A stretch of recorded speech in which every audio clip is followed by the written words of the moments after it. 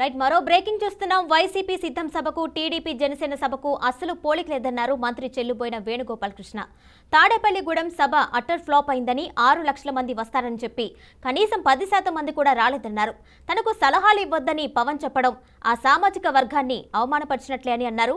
కాపు నేతలు హరిరామ జోగయ్య, ముద్రగడ లేఖలను తీసిపారేసే విధంగా పవన్ వ్యాఖ్యలు ఉన్నాయన్నారు. పవన్ ఒక జాతిని అవమానించినట్లే అని ఆయనకు స్వేచ్ఛ లేదన్నారు. సభలో పవన్ సినిమా డైలాగులు చూసి చదివాడని తెలిపారు. అనవసరం, కానీ మీరు నిన్న జరిగినటువంటి సభ కేవలం ప్రెస్ మీట్ మాదిరిగా ఉంది. 6 లక్షల మంది అన్నారు, 60,000 కూడా కనపడలేదు. చంద్రబాబు మాట్లాడుతున్నారు, జనాలు పలాయనం చిత్తగించారు. ఎంతసేపు కూడా ఇదే కదా సోది. ఎంతసేపు ఏం చెప్తాడు ఆయన? ఒకే రకమైనటువంటి సోది చెప్తాడు. ఎజెండా లేని జెండా సభ. మరొకసారి చెప్తున్నాను, ఎజెండా లేని జెండా సభ. ఒకటే జెండా, తెలుగుదేశం జెండా. దాన్ని మోయటమే జనసైనికులకి ఎజెండా అని నిర్దేశించాడా పవన్ కళ్యాణ్ గారు?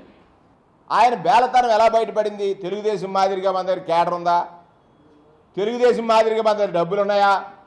ఈ 45 రోజులు భోజనం పెట్టాలంటే మనకు సాధ్యమా అని కేడర్లో ఉన్నటువంటి ఆత్మస్థైర్యాన్ని, జనసేనలో ఎంతో కొంత అది ఉంటుంది పౌరుషం, దాన్ని